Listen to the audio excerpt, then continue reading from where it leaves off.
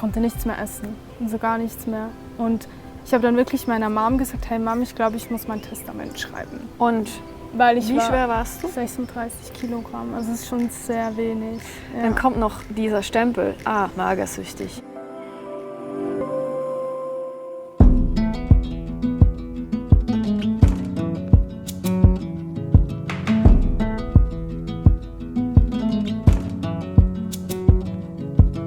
Ja, so schön, dass wir hier sein dürfen in eurem Garten. Sehr gerne. Chloe und Lea, herzlich willkommen. Dankeschön. Chronisch ehrlich. Danke dir. Danke. Ja, heute sprechen wir über den Gesundungsweg und wie das alles gelaufen ist. Von Szenen, wo ihr gesagt habt, da gibt es keinen Ausweg, zu Situationen, wo ihr Hoffnung geschöpft habt, wie ihr das alles gemacht habt.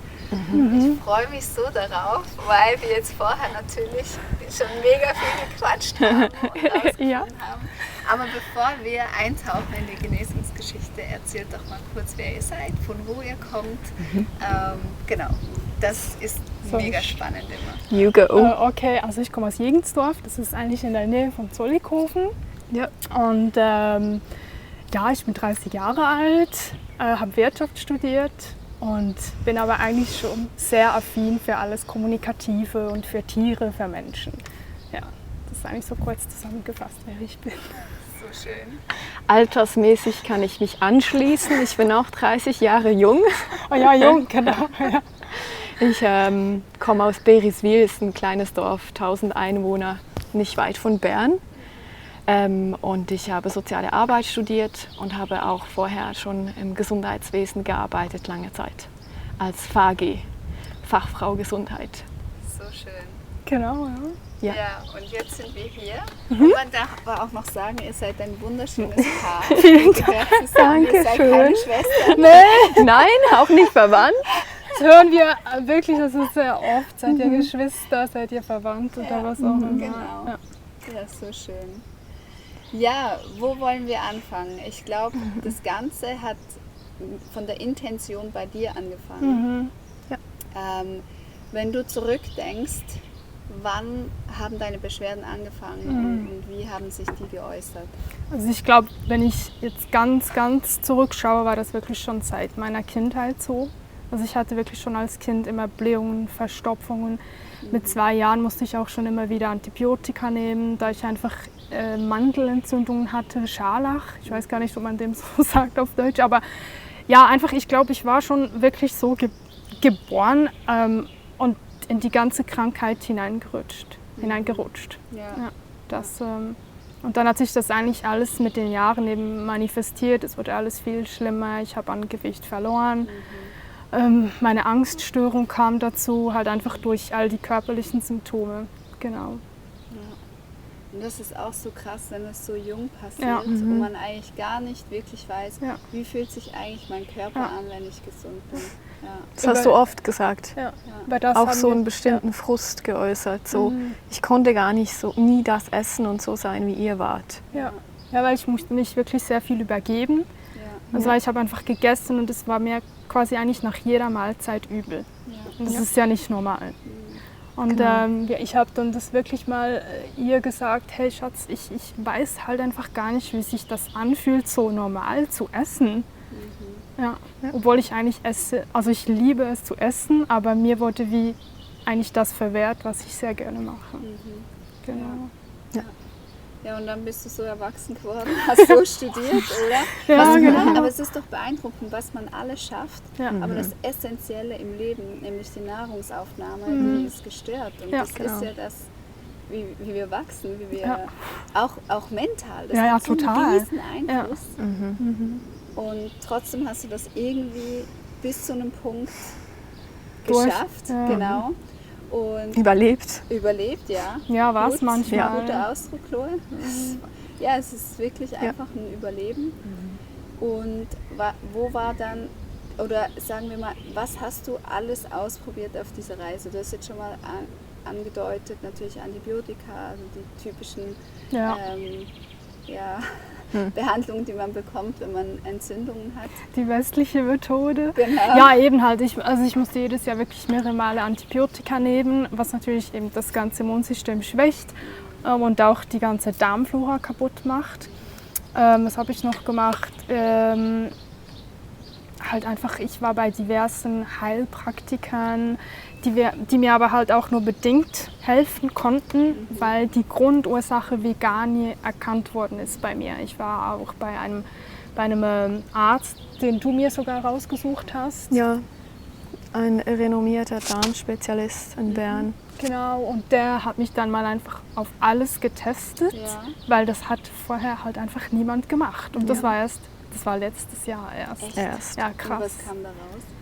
Dass ich hochgradig fruktoseintolerant bin, fruktanintolerant, Also laktoseintolerant. Fruktan für die Mehrheit einfach auch noch ist ja in Knoblauch, Zwiebeln, Gemüse. Merklich im Gemüse machen.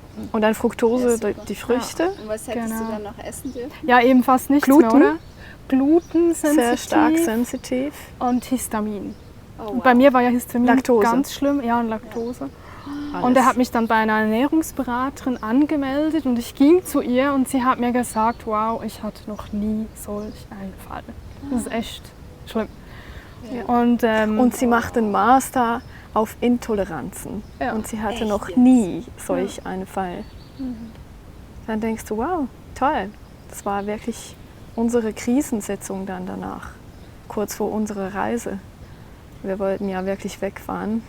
Wie lange wolltet ihr wegfahren? 6 Monate. Ja. Also wirklich ins Ausland, Asien, Australien. Ursprünglich. Und ich habe ihr halt einfach gesagt, Schatz, ich weiß nicht, ob das eine gute Idee ist. Ich weiß nicht, ob ich da noch lebendig zurückkomme.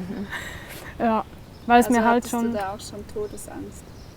Ja, also nicht gerade so, aber halt schon, ich habe mir schon sehr Gedanken gemacht, weil wir viele Freunde haben, die auch schon im asiatischen Bereich waren und die hatten eigentlich alle irgendwann mal Probleme.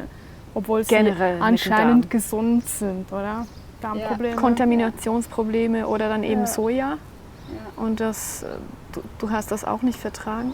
Nee, also ich habe dann wirklich auch von alleine auf Früchte angefangen zu verzichten, was ja eigentlich das Schlechteste ist, was ich machen konnte. Und du dann auch. Wir haben beide eigentlich fast nur noch Gemüse gegessen, Ja. aber kaum mehr Früchte.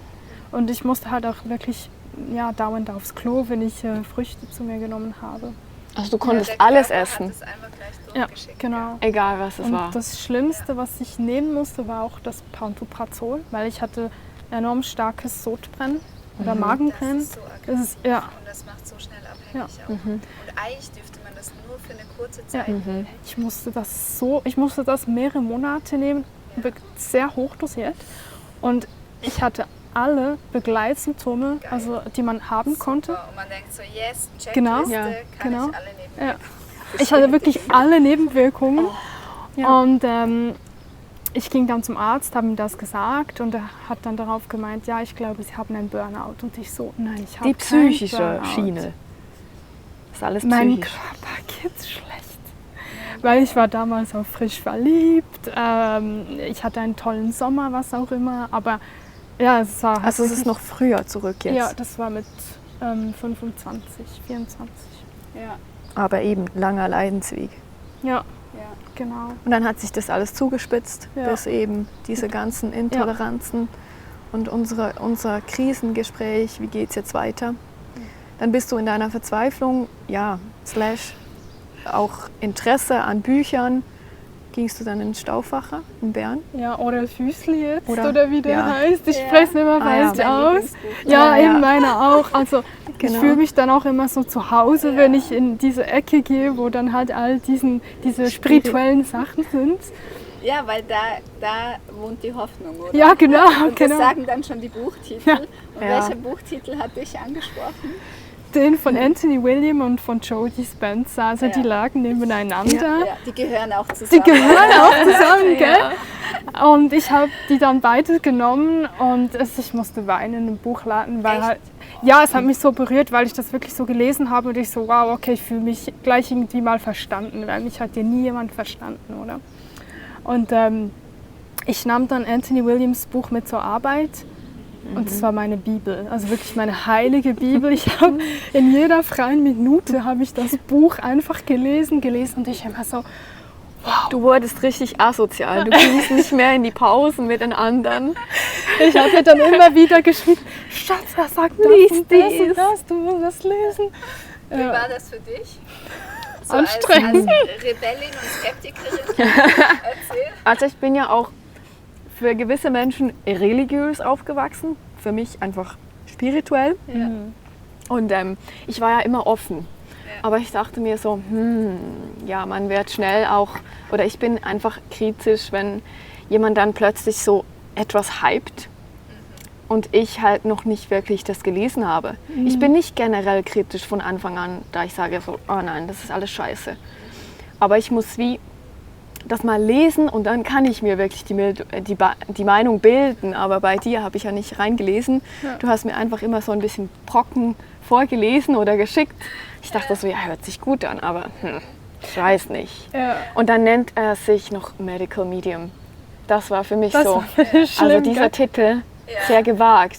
Also für mich war der Titel auch schlimm. Ich bin auch religiös aufgewachsen, also freikirchlich. Und da ist ja, alles verboten, was, Ja. was nicht den Namen Jesus trägt. Und Medium. Genau, Krass, Medium. ja. Es kann dann gleich Hexerei oder Ja. Teufel oder keine Ahnung was. Ja, Und genau. das war auch schwer für mich, aber diese Information zu sehen und diese Zusammenhänge. Ja. Und ich meine, du bist auch im Gesundheitsbereich tätig.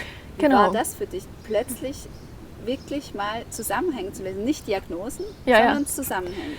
Das kam ja dann später, weil ich war noch immer so ein bisschen auf Distanz, aber ich dachte mir so, ja, das wird schon irgendwie gut sein. Ich meine, sie ist eine intelligente Frau, sie nimmt auch nicht einfach alles. Nein, ich bin auch Aber- sehr kritisch. Also Genau. ich muss noch kurz schnell einschieben. Ja. Für mich hat es das erste Mal in meinem Leben Sinn gemacht, weil ich bin jemand, der enorm viel nachforschen geht. Wenn es Ja. mir schlecht geht, ich will alles wissen. Ich will jeden Zusammenhang verstehen. Ja. Und bei ihm war das wirklich, ich habe es gelesen und habe gedacht, wow, es muss stimmen, es kann nicht stimmen. Ja, jetzt kannst du. Genau, und dann hat sie diese Bücher alle angepackt, weil wir haben uns ja dann dank Corona umentschieden, dass wir Ja. nicht nach Asien und so weiter fliegen und sind dann nach Frankreich und Italien gereist. Und in Frankreich, also ich denke mal, ist nicht übertrieben. Sie hat irgendwie 10. so eine Tasche gehabt und da waren einfach alles Bücher drin. Nicht mal ein Tolino, einfach alles Bücher. Ich hatte Circa damals 12. noch kein. Ja, 12. Und nicht solche Bücher, solche. Und ich dachte so, Mama mia, ich hatte irgendwie 3 Stück dabei, welche ich glaube ich nicht mal alle gelesen Ich habe habe. deins gelesen. Von der Nahtoderfahrung. Genau, und Ja. dann hatte sie immer dieses blaue Buch, eben das Medical Medium, das erste Buch. Und ich dachte so, ja, auch das Cover, irgendwie so dieser, ja, ich konnte es einfach nicht so greifen. Und sie hat es dann an den Strand mitgenommen und irgendwie hat sie mir immer wieder vorgelesen. Ich habe sie richtig gezwungen. Ich habe gedacht, was ich gut finde, musst du auch gut finden. Und die haben dann so über Demenzebene und Alzheimer gesprochen, weil eben meine Ausbildung und ich war lange im Gesundheitswesen in der Pflege tätig. Meine Nonna, meine Großmutter, ist jetzt auch an nicht Alzheimer, aber starke Demenzform erkrankt. Und ich dachte mir immer so, das kann doch irgendwie nicht sein. Und immer mehr Menschen sagen auch, das ist Tendenz zunehmend. Ja. Wo führt das hin? Und es hat doch einen Grund. Und Menschen sagen dann, ja, das ist, weil wir älter werden. Und ich denke so, was? Früher sind die Leute auch älter geworden. Ja, ganz, Ja, ja, ein Stück zurück. Ja. Ja, genau, ziemlich alt. Ja. Das kann doch nicht sein. Nur weil wir älter werden, einfach so der biologische Zerfall. Voilà, das ist das Leben. Und du hast mir dann so eine Passage gezeigt über eben so Quecksilberbelastung, Meer, eben meine Großeltern, Italien, viel Meeresfrüchte, Fisch und Co. Muss ja nicht sein, aber ich habe dann so gedacht, krass, spannend. Und dann eben, was du gerade vorhin angetönt hast, Ursache. Ich meine, in meinem Beruf hörst du schon auch, aber es ist immer irgendwie die Floskel, dies könnten die Ursachen sein, also ohne Gewähr. Dann gibt es die Erkrankung, kann man gut benennen, und dann die Symptome. Und teilweise, was man dagegen tun kann, aber auch nur so ein bisschen oberflächlich oder shallow, wie man dem auch sagen könnte. Ja, und ich habe dann das gelesen. Ich konnte wirklich nicht mehr hören. Also es war circa in der Mitte des Buchs und ich habe dann alles nach hinten gelesen und dann vorne auch noch ein Teil. Zusammen haben wir dann auch viel gelesen. Und ich dachte so, wow, krass, Ja. jetzt gibt es mal ein Buch, das dir die Ursache, die Symptome oder auch teilweise du hast noch ein anderes Buch von ihm mitgenommen, das neuere, das dicke. Das ist so schwer. Kleins to Heal. Genau. Auf Englisch habe ich mir Auf Englisch. gekauft, ja. Und dort spricht er auch über SIBO. Und Ja.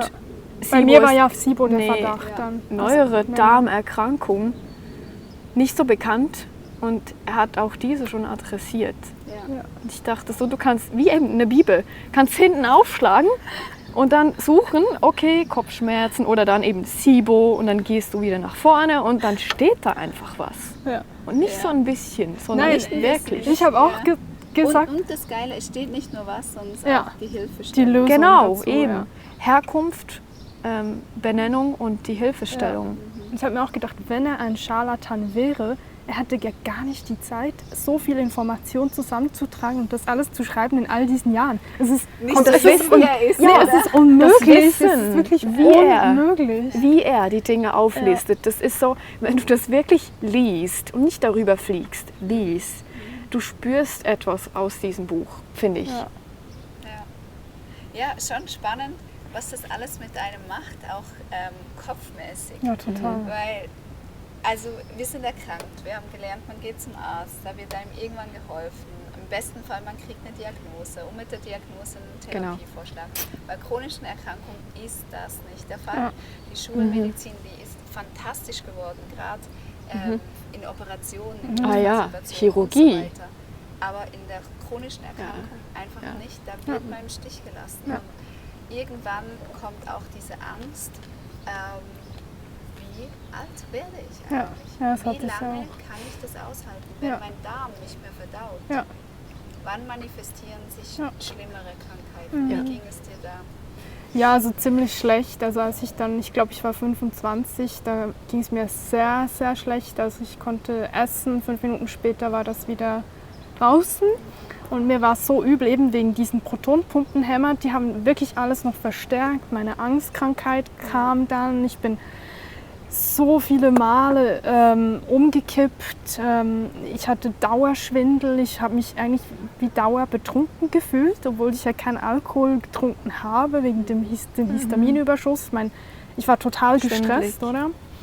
Und ich konnte nichts mehr essen, also gar nichts mehr. Und ich habe dann wirklich meiner Mom gesagt, hey Mom, ich glaube, ich muss mein Testament schreiben. Und Weil ich wie war schwer warst du? 36 Kilogramm, also es ist schon sehr wenig. Ja. Dann kommt noch dieser Stempel, magersüchtig. Ja, das höre ich heute auch noch oft.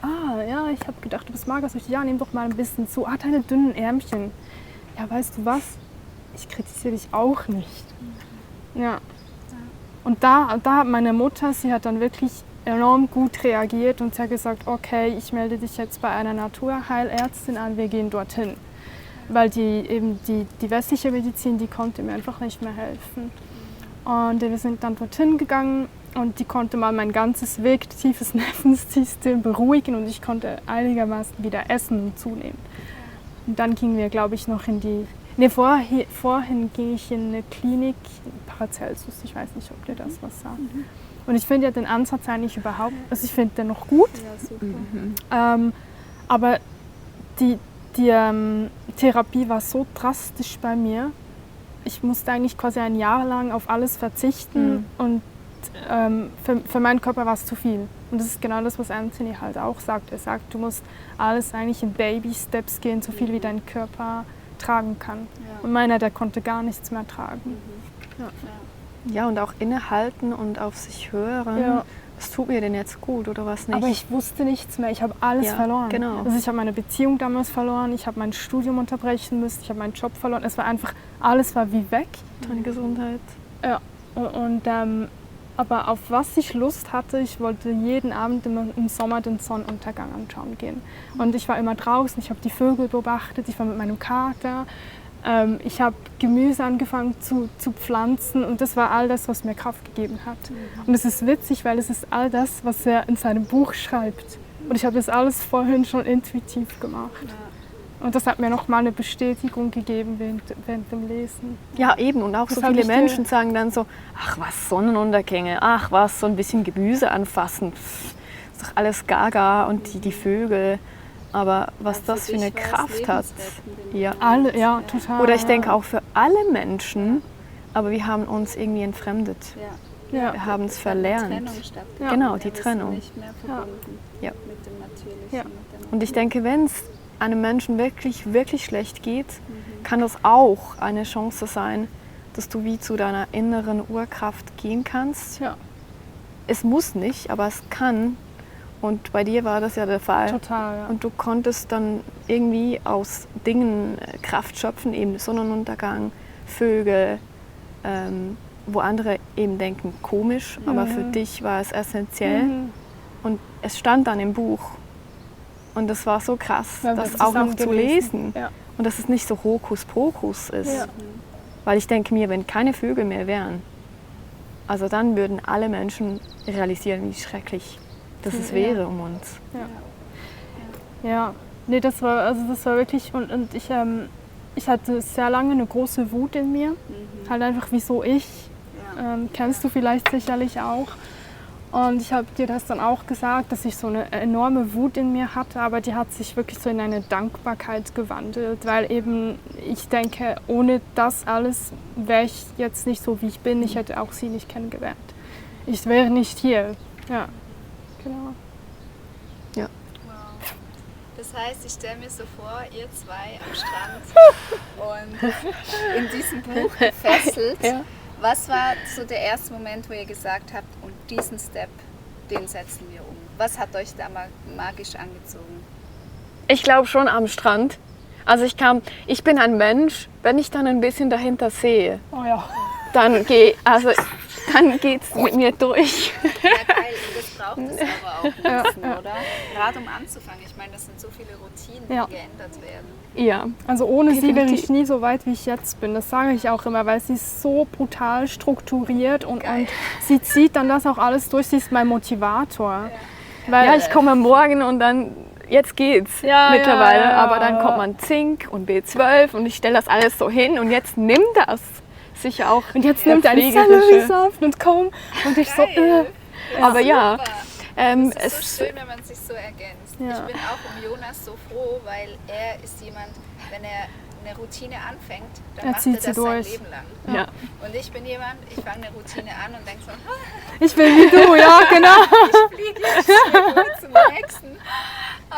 Und dann ich so, hä? Nein, wir ziehen das jetzt durch. Aber Babe, Ja, oh, genau. das Komm ist so her. gut. Das ist so Ja. gut. Ja, ich wollte, also hätte mein Großvater mir Italienisch vermittelt, ich glaube, ich wäre aufgestanden am Strand und wäre zu diesen Italienerinnen, Nonnas und so weiter hingegangen und hätte gesagt, lies das, hör dir das an. Ich habe ja auch gesagt, krass Mann, wir liegen jetzt hier am Strand und wir haben so eine Erleuchtung und alle diese Menschen, vielleicht nicht alle, aber viele dieser Menschen Ja. wissen einfach gar nichts Ja. von dem. Und das war so der erste Punkt, aber dann haben wir weitergelesen. Ich war dann wirklich auch offener und du hast immer wieder von diesem Selleriesaft erzählt. Ich dachte so, Kann man sich nicht vorstellen. Nein, nein. Also ich mag Sellerie als Gemüse, so Ja. eine Suppe wir haben viele Eintöpfe gemacht dort. Also eigentlich schon, wir haben uns auch schon vegan ernährt dort und ziemlich also schon viel länger. Früchte. Ja, genau. Also eigentlich haben wir uns schon recht gut ernährt, Ja. von alleine dort, weil wir wirklich auch mal eine Auszeit hatten. Aber dann habe ich gesagt, Schatz, wir gehen jetzt einen Safter kaufen in Italien. Nein, wir waren ja irgendwo. lange hin und her gerissen, Ah ja, weil ich stimmt. hatte einen Entsafter in der Stimmt. Schweiz zu Hause. Ach so. Also nein, ein Häcksler. oder Ja, wie aber sagt man? kannst du auch ja. Ja, Nicht ganz so stimmt. gut, Ja. aber geht ja auch. Ja. Und dann dachte ich so, nein. Und jetzt teure Ferien in Europa und dann habe ich noch einen Safter zu Hause. Ja. Wir warten. Wir trinken jetzt einfach Zitronenwasser. Und wir schrauben so ein bisschen das fettige Essen runter. Was sicher für dich auch eine Herausforderung war, weil du schon sehr schlank bist und man denkt sich dann Ja. wirklich, Ja, jetzt noch genau. auf Fett verzichten, Ja, hast du wollt ihr mich gesagt. verarschen? Ja, nee, das war mein Wie war das? Horror. Ja. Also ich habe ja auch immer gesagt, Schatz, ich glaube, ich habe so eine Panik Ja, vor der stimmt. Zahl auf der Waage, wenn die runtergeht als irgendwie, keine Ahnung, auf die 40 zu. Also ich bin ja jetzt nicht bei 50, aber so in der Mitte, ein bisschen mehr. Aber wenn das runtergeht, dann leuchten bei mir halt einfach alle Alarmglocken. Ja, und du hast immer gesagt, das geht nicht, das Konzept von Anthony, das ist nur für übergewichtige oder schwerere Menschen. Ja, weil er adressiert mehrheitlich halt auch nur Übergewicht. Ja. Ja, das Buch wird Viel in den weniger. USA geschrieben. Ja, Ja, eben. Nee, das ist das, was mich ein Ja, bisschen nervt. Obesity. Ja. genau. Sagt es auch, was nervt dich? Eben, Ja. dass halt wirklich alles nur auf die USA ausgelegt ist. Ja, vieles. Und dass es mehrheitlich auf Menschen ausgelegt ist, die wirklich an Übergewicht leiden und nicht an Untergewicht. Er spricht Diabetes weniger ist ein über. großes Thema. ja, Ja, genau. Ja. genau. Schilddrüsen, Unter- Ja. und Überfunktion. Ja, ja. Ja, genau. Aber Ja. ich habe dir dann immer wieder gesagt, guck, ich meine, dein Darm ist so am Arsch. Ja. Was Das ist- willst du was noch will er verlieren? mit dem Fett? Und das ist Ja. schon auch die Frage, was kann der Darm mit dem Fett anfangen? Nichts eigentlich, ja. Eigentlich nichts. Ja. Und das zeigt ja auch Menschen, die in diesem Untergewicht so stark leiden, dass diese erhöhte Fettaufnahme ihnen nichts gebracht hat, aber vielleicht Durchfall. Ja, genau. Mhm. Und das war mein Problem. Ja. Weil ich immer so fettig gegessen habe, hatte Ja. ich halt auch immer sehr viel Durchfall. Genau. Und ich meine, was bringt es dir, wenn du einfach auf eine Zahl auf einer Waage gehst und jetzt, okay, jetzt bin ich immerhin 44 Kilo. Es geht mir zwar scheiße, ich sag's jetzt übertrieben, ich fress den ganzen Tag Zeugs in mich rein, damit eine ich Raupe. einfach irgendwie, auch wenn ich 10-mal Durchfall habe, aber ich fress das alles in mich rein und habe dann 44 Kilo. Ja, ja, ich Denk war ich so, was so, ja. ist das für ein Leben? Und dann habe ich dir gesagt, jetzt komm, jetzt probieren wir diesen Selleriesaft und gehen halt einen Safter kaufen. Und haben wir dann gemacht. Und dann haben wir gestartet. Ein Slow Juice, er war Ja. eigentlich recht gut. Er hat wirklich eine sehr langsame Drehzahl, Ja. glaube ich. Aber also man musste den wirklich sehr klein schneiden, so weil er hat klein. immer verstopft. Unser doch. Morgenritual. Und ihr wart ihr wart mit einem kleinen Auto und einem Zelt unterwegs. Da waren Also- wir zum Glück bereits in der Wohnung von deinen Verwandten Ja. in Super. Apulien. Ja, Und dann konnten wir das auch machen, weil wir waren da für mehr als ich glaube 1,5 Monate. Ja, oder 2 Monate schlussendlich. Ah, Oder schön. 1,5. Ja. Jeden Morgen haben wir dann geschnitten. Das Rein. Zitronenwasser haben wir schon auch genommen, als wir noch campen Ja, ja. waren. Das sind Genau. wir jeden Morgen und Super. auch am Abend. Wir haben immer am Morgen und am Abend Ja. Zitronenwasser getrunken. Genau.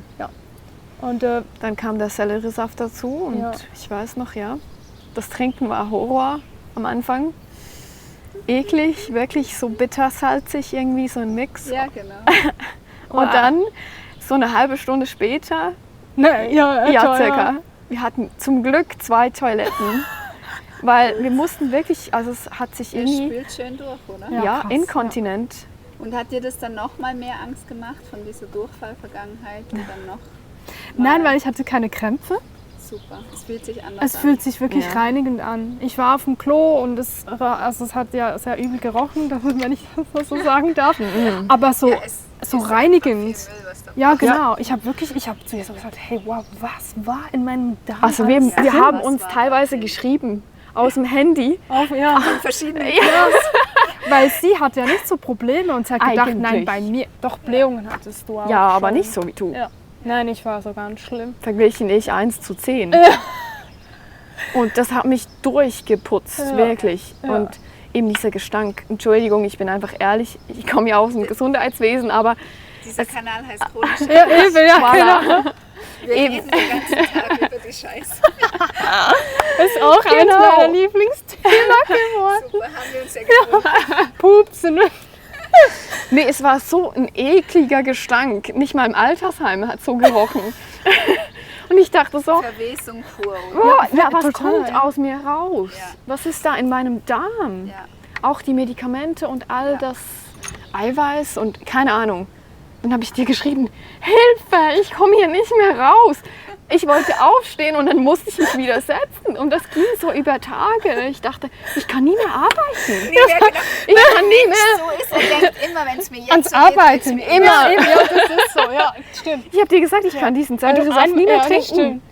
Wenn Nein, du einmal das geht Fieber nicht. hast, dann denkst du, wie war ich, wo ich gesund war, oder? Mein Leben ist vorbei. Ja, genau.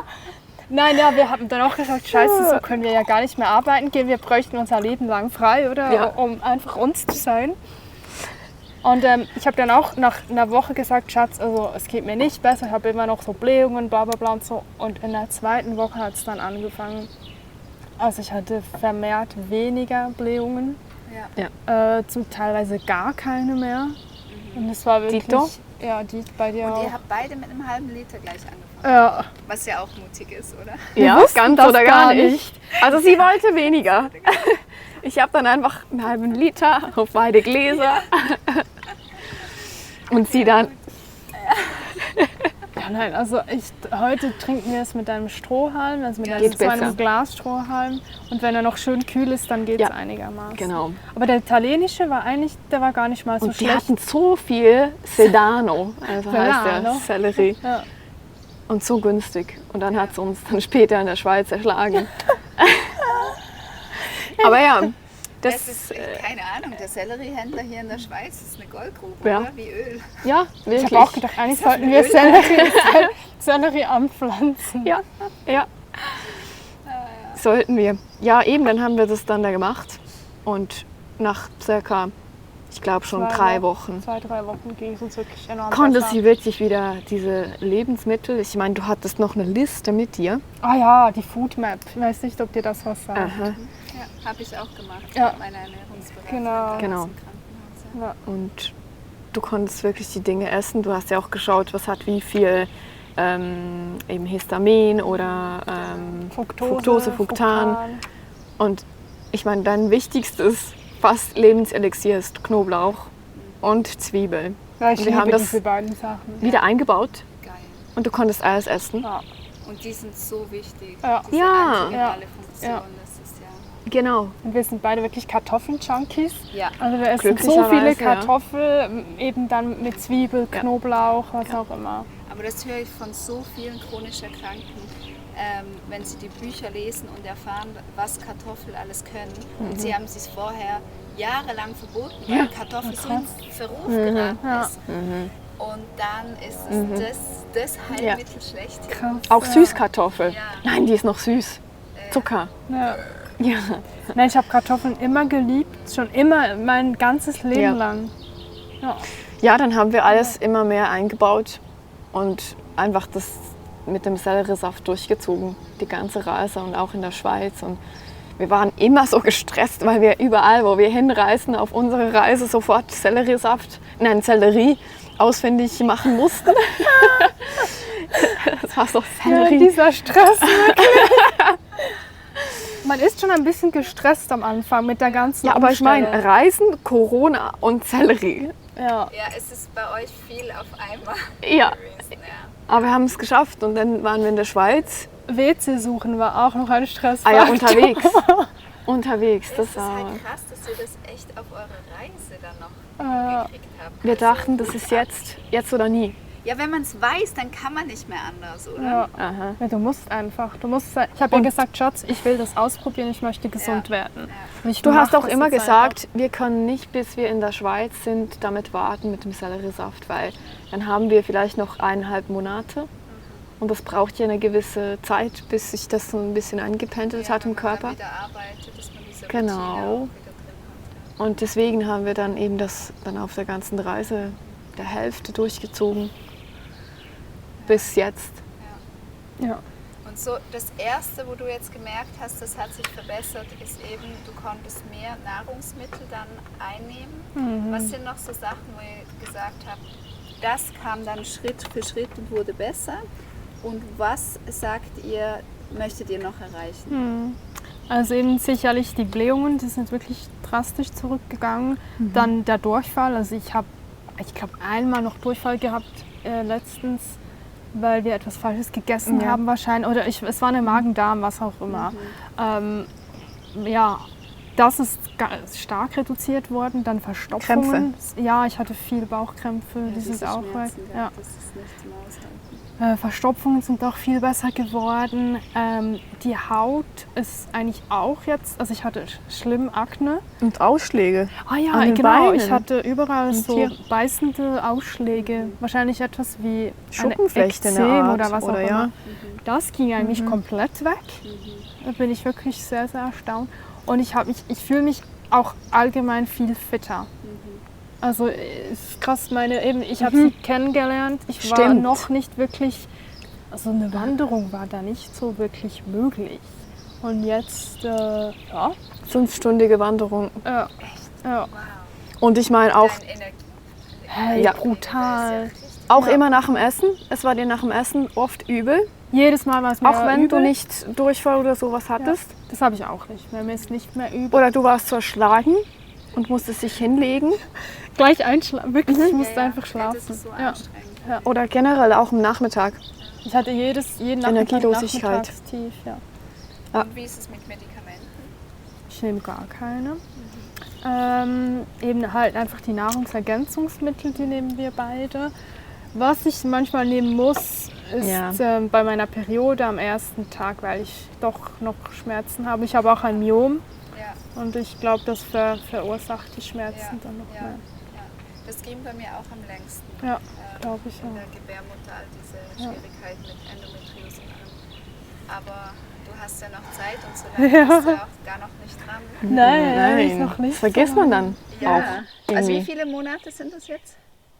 Also wirklich gestartet war es wahrscheinlich, wir sind im August. Ende Oktober, nicht? Ja, letzten Oktober. Jahr. 2020. Ja.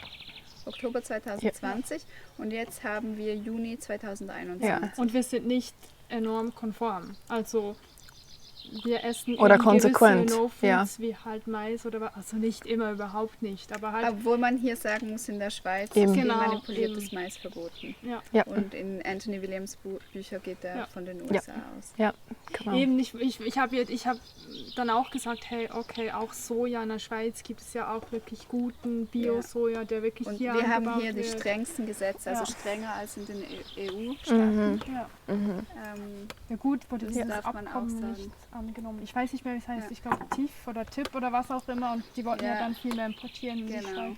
ja. Ja. Aber es ist einfach wahnsinnig, wie schnell man Erfolge erzielt. Das ist krass. Ja. Was ich leider dann wieder mehr hatte, war Sodbrennen. Ah ja. Aber ich denke, Das es ist war bei wegen dem mir auch so. Zitronenwasser. Auch. Und Ja, am Anfang. gell? Es Ja. ist wirklich, das ist echt übel. Nein, bei dir war es nicht am Anfang.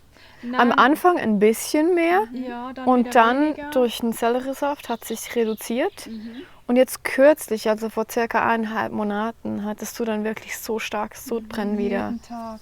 Aber dann habe ich gesagt, Schatz, Mhm. okay, ich möchte jetzt mit dem Heavy... Nee, länger. Vor 3 Monaten hatte ich solche Probleme. Okay, 3 Monate. ja. Weil ich habe dann gesagt, hey, ich möchte jetzt mit dem Heavy Metal Detox Smoothie, also mit diesem Entgiftungssmoothie, wirklich jeden Morgen anfangen. Mhm. Weil wir haben vorhin zuerst nur den Liver Rescue Smoothie getrunken und jedes Mal nachdem hatte ich so schlimmes Sodbrennen. Stimmt. Und dann habe ich gesagt, ich kann den nicht mehr trinken. Es geht einfach nicht. Und dann haben wir mit dem anderen angefangen. Und Heavy Metal, Mit ja. dem Heavy Metal Detox Smoothie. Und seitdem ist das Sodbrennen viel, viel, viel besser. Ja. Ich merke manchmal, wenn ich bei jemandem eingeladen bin oder wenn wir aus Versehen irgendwas mit Weizen konsumieren, dann kommt das Sodbrennen. Also hat es bei Ja. mir mit Weizen irgendwas zu tun. Gluten. Ja, spannend. Gluten, ja. Ja. Und noch, um ins Detail zu gehen, weil das kommentieren dann oft die Leute. Welche Nahrungsergänzungsmittel nehmt ihr? Viele. Und Ganz. ihr habt es eingeschlichen auch, weil das ist ja auch so eine Sache. Es gibt ja Antivirale wie L-Lysin und Zink. Ja, das nehmen wir. Und wenn man sehr belastet ist, Ja. dann spürt man Du hast das die stark Entgiftung gespürt enorm. bei deiner vorherigen Naturheilpraktikerin. Ja. Du hattest so starke Zinkorot-Tabletten, Oh Gott, ja. Einfach wirklich hoch hochdosiert dosiert. Zink. Und mir wurde so übel immer. Ja, Das ist halt genau. so antiviral und Ja. wenn die absterben und dann schütten sie Neurotoxine Ja, das aus hat sie und mir dann auch bist gesagt. du kurzweilig vergiftet. Ja. Ja, Und ich dachte immer, sie übertreibt. Ich habe diese Tablette genommen und gegessen. Ich hätte wahrscheinlich X essen können. Ich habe nichts gespürt. Und du? Ja. Nein, sie, kann das- sie war wirklich, also sie ist wirklich viel, viel besser dran mit körperlich, weil meine Naturheilpraktikerin, die kennt den Nancy William auch im Übrigen und die hat auch all seine Bücher. Sie hat mir das dann erzählt, hey, okay, du hast den Epstein-Barr, du musst ganz viel Zink zu dir nehmen, du musst das und das zu dir nehmen. Aber ich habe dann halt auch, wie gesagt, okay, ich möchte es jetzt selber probieren und sie hat gefunden, hey, vollkommen okay, du kannst nach Anthony William gehen. Aber zu deiner Frage wegen Einschleichen dann wieder. Nein, Also- ich glaube, wir haben alles. Du bist die treibende Kraft, gell? Nein, ja, da wirklich. Nein, wir hatten am Anfang noch nicht alle, weil wir halt, es ist auch eine Budgetfrage. Ey, ich wollte gerade sagen, also wir haben eigentlich eingeschlichen, weil wir einfach schlichtweg das Geld nicht hatten. Nee, Ja. das ist so teuer. Und im Nachhinein denke ich so, gut, weil ich von Ja. anderen höre, Ja. wie sie sich einfach so ein bisschen weggeknallt haben. Ja, genau. So, Also wenn wir man haben so mit- übereifrig anfängt. Mit Zink und B12 haben wir einfach mal angefangen.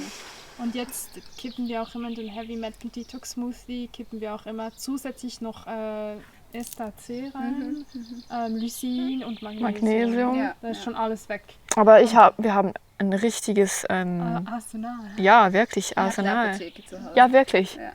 Also wir haben da alles von Cat's Claw über Lemon Balm, Ashwagandha. Ashwagandha, Ja, da Licorice und ja. Tees, verschiedenste, Antiplastik und so weiter. Aber wir haben eigentlich ja, total schnell diese Dinge gekauft, bestellt, geforscht. Du bist eben Marketing-Genie und sie weiß genau, wo man was günstig oder immer günstiger beziehen kann. Ja.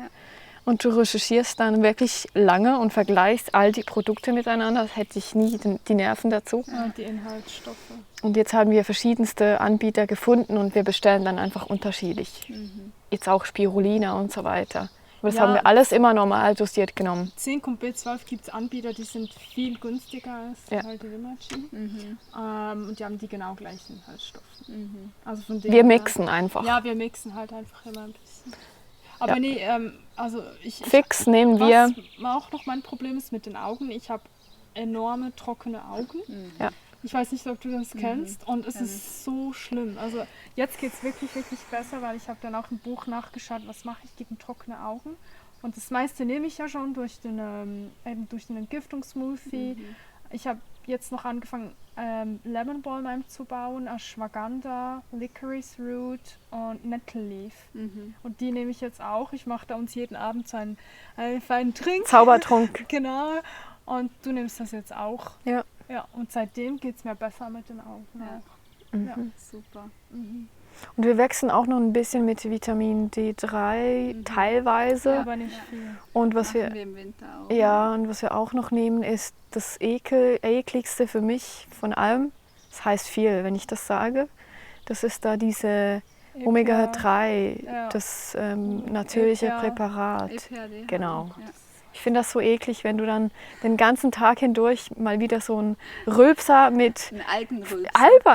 Algenrülpser Nein, hast. ich nehme es fast nicht, weil ich kann ja keine Tabletten schlucken, weil Ja. also ich musste zeitweise 20 Tabletten am Genau. Tag nehmen, eben als mir so schlecht ging.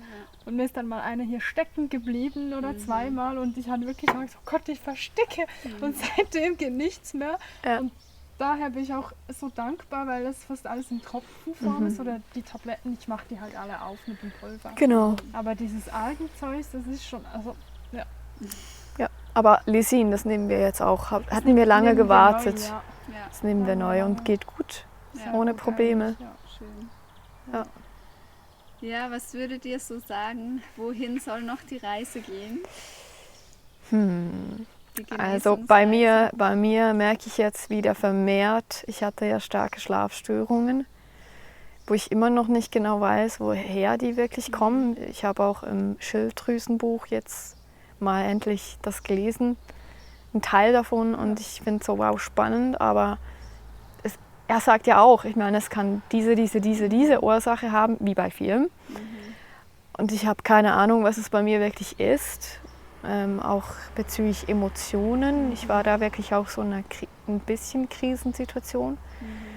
Und das hat sich dann teilweise, ich meine, ich hatte wirklich hohen Respekt vor der Reise.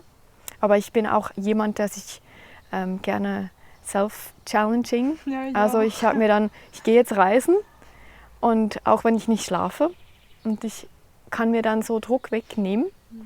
Aber ich hatte ja frei. Und jetzt habe ich wieder in letzter Zeit, seit circa 1,5 Monaten, wirklich wieder Mühe mit Einschlafen. Eine Nacht hatte ich, es war wirklich wieder Horror und habe mich so ein bisschen getriggert, 4 Stunden nicht eingeschlafen. Und da habe ich schon das Gefühl, da ist noch was.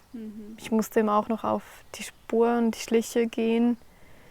Aber ich stress eben genau das, ich stress mich nicht. Und ich sage mir ich weiß jetzt auch, die Zeit zwischen 10 und 2 ist so die heilige Schlafzeit. Ob man wirklich schläft oder nicht, wenn man einfach die Augen zu hat und so ein bisschen döst, runterfährt. Und wenn man das weiß, hat mir auch eine Mitarbeiterin übrigens mal erzählt. Und dann habe ich es bei Anthony auch gelesen und ich dachte so, wow, das ist so, ja. Ja, und du wirst es finden, ihr seid beide von eurer Persönlichkeit so offen und ihr sucht und die Antwort willst du finden, ob das jetzt mal ein frühkindliches Trauma war oder irgendeine Emotion, die noch feststeckt, du wirst es finden. Ja. Das ist so das Schöne daran, auch dieses Wissen, ich habe diese Heilkraft in mir. Ja, ich glaube, das ist das Wichtigste. Ja. Es könnte bei mir schon der Epstein-Barr-Virus sein, weil auf der Reise hatte ich auch so enge Hals, so einen Druck im Hals. Es hat sich so neurologisch angefühlt, wie wenn jemand mir von innen die Kehle zudrücken würde. Und das hatte ich schon bei den Todesfällen in meiner Familie und dann bei der Trennung mit meinem Ex-Mann. Und dann hat sich das alles irgendwie manifestiert und ich dachte, psychisch. Ja, genau. Und dann auf der Reise, ich war so relaxed, lange hatte ich nichts und dann plötzlich vor dem Selleriesaft hat es wieder angefangen. Und dann drehst du einfach fast durch, wenn du das hast, das beklemmende, enge Halsgefühl. Ich wünsche das niemandem. Und auch so eine Enge auf der Brust. Ich konnte teilweise fast nicht mehr atmen. Und dann mit dem Selleriesaft ist es ein bisschen weggegangen. Deswegen, ganz. Ja, dann ganz. Ja.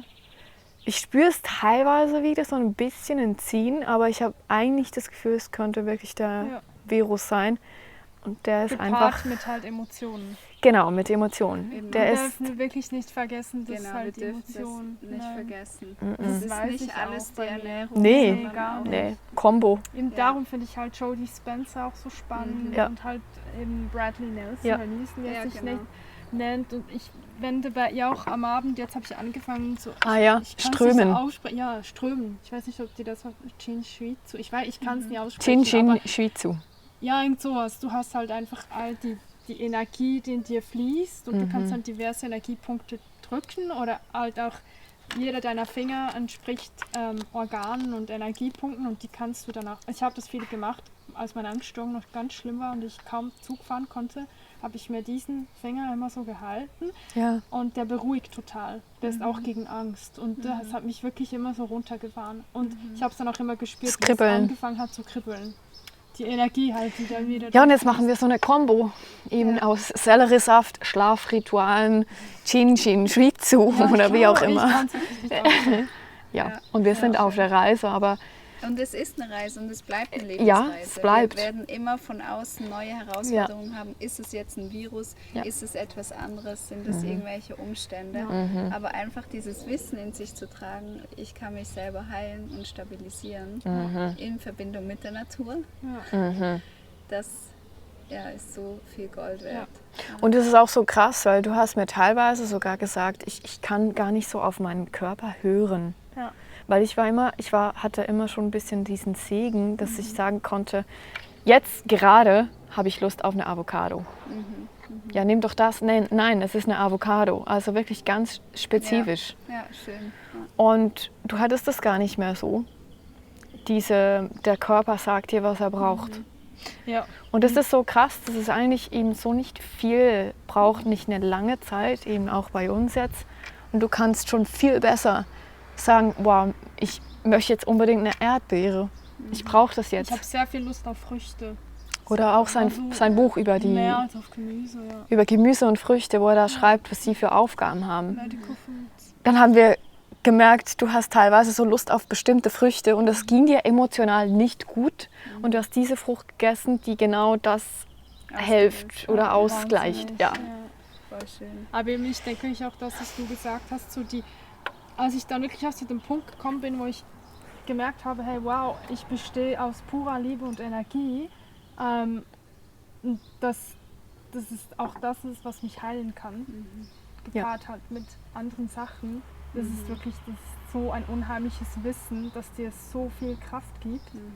Und eben ich würde sagen, das ist so der Heilungsweg, wo ich kann wirklich auch so, ich bin sehr ruhig, ich kann sagen, hey, okay, ich fühle, dass ich besser werde, ich mache es langsam, aber es ist okay. Genau. Ist okay. Ja, Genau. genau. Was würdest du jemandem mitgeben, der jetzt dieses Video anschaut, der ganz viele Unverträglichkeiten hat und an Durchfall leidet? Was als Hoffnungsbotschaft? Dass es besser wird, dass du einfach an dich glauben sollst, weil dein Körper dich eigentlich heilen möchte. Und eben sicherlich auch die Anthony William Bücher zu lesen. Also ich würde wirklich empfehlen, das Leberbuch finde ich sehr, sehr stark. Das hat mir auch enorm geholfen. Ich bin noch nicht durch, ich lese immer mal wieder etwas, aber einfach den Glauben und die Hoffnung nicht zu verlieren, dass es besser wird, weil das ist enorm schwer, aber das ist das Wichtigste, glaube ich. Ja, Ja. danke.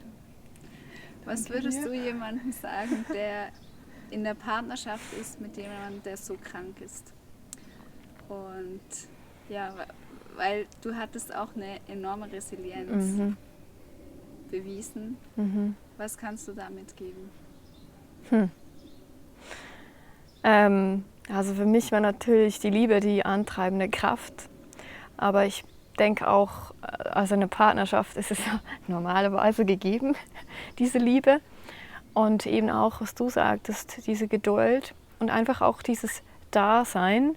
Und ich finde vor allem auch, ich denke, das hast du mir auch gesagt, Dasein ist das eine, sicher sehr wertvoll. Aber es ist, ich glaube wirklich auch, kannst du auch sagen, aber ich glaube noch ein bisschen anders, wenn der Partner auch mitmacht. Ah ja, das habe ich ja immer gesagt. Ja. Weil ich habe mir wie gesagt, okay, ich habe jetzt vielleicht nicht diese Symptome, aber who knows, was alles in meinem Körper ist. Und das kann auch sein, wenn du dich vielleicht schnell gestresst fühlst. Oder du hast Migräne. Oder du merkst es teilweise nicht mal mehr. Oder hast Kopfschmerzen und denkst, nein, mir geht's gut, ich habe nichts. Dem ist nicht so. Ich meine, jeder Körper hat irgendein Virus, irgendeine Schwermetallbelastung oder irgendwas. Und teilweise merkt man das halt nicht so. Und ich dachte mir, ja, was kann ich verlieren, wenn ich mitmache? Ich kann ja nur gewinnen. Ja. Und ja, das war dann auch der Fall. Ja, ich denke, zu zweit ist man wirklich sehr stark. Ja, und ich kann dich auch besser verstehen. Ja. Weil es ist nicht so einfach, es ist ja auch, ich habe das oft erlebt, gerade auch im Pflegeheim oder so. Ja, sie hat jetzt halt den Diabetes. Und ja, dann spritzt sie halt jetzt das Ding. Und ich habe zwar nicht so eine Ahnung oder irgendwie vielleicht doch mit der Zeit, wie viel Dosis und so und wann und wie, aber es ist so ihr Ding. Und ich merke so also mir hat es so geholfen, das wirklich auch zu ihm zu machen, weil ihm das Mitgefühl ist dann viel stärker, weil ich nehme jetzt das auch mal und ich tue mir Gutes. Es ist ja nicht, ich tue mir nichts Schlechtes und ich kann dich viel besser jetzt fühlen und verstehen. Und wir können jetzt auch gemeinsam über Dinge reden. Ich denke, das könnten wir nicht, wenn ich das nicht auch mitgemacht hätte. Nicht in dem Ausmaß. Ja. Deswegen, ich würde sagen, einfach Offenheit. Mitgefühl. Mitgefühl und Offenheit. Da sein, und mitmachen. Ja, ein Teil der Heilungsreise sein. Ja, wirklich. Weil das bestärkt einfach auch in der Partnerschaft. Das darf man wirklich nicht unterschätzen. Weil phasenweise dachte ich so, ich ging so in mein Ego. Ich dachte, mein Ex-Partner war so total fit. Ich konnte alles tun mit ihm. Wandern, Biken, alles. Und sie in Frack. Und dann war mein Ego da und dachte so, und ich, die kleine Chloe, ich kann das jetzt nicht mehr. Und jetzt ist da so ein kranker Haufen, den ich eigentlich liebe. Anstatt zu denken, Moment, das muss doch nicht so bleiben. Und ich stehe jetzt dir bei und ich helfe jetzt mit. Ja, es war für mich halt auch schwer, weil ich wie wusste, okay, ja, sie hat gewisse Erwartungen, sie kommt aus so und so einer Beziehung, aber ich werde diesem nicht gerecht. Dann stresst du dich ja noch mehr, oder? Und ich wusste ja, dass ich nicht gesund bin. Ja, immer noch nicht ganz, aber ich fühle mich halt schon viel, viel, viel besser. Und das war, ich glaube, diese Kombo war sehr schwer am Anfang. Aber es entschleunigt. Ja. Weil wir sind in so einer schnellen Zeit immer.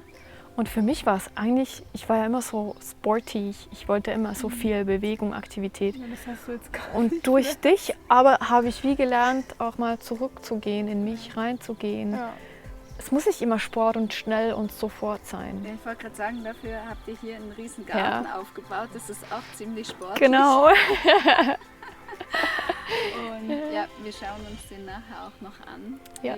Vielen Dank Gerne. für Vielen dieses Dank Gespräch. dir. Ja, Vielen Dank auch wirklich. dir. So schön. Ja. Danke, dass Vielen Dank. ihr ja, so ehrlich wart und ich glaube, dass da so viele Ermutigungen drin waren für andere Betroffene. Vielen herzlichen Dank. Danke dir.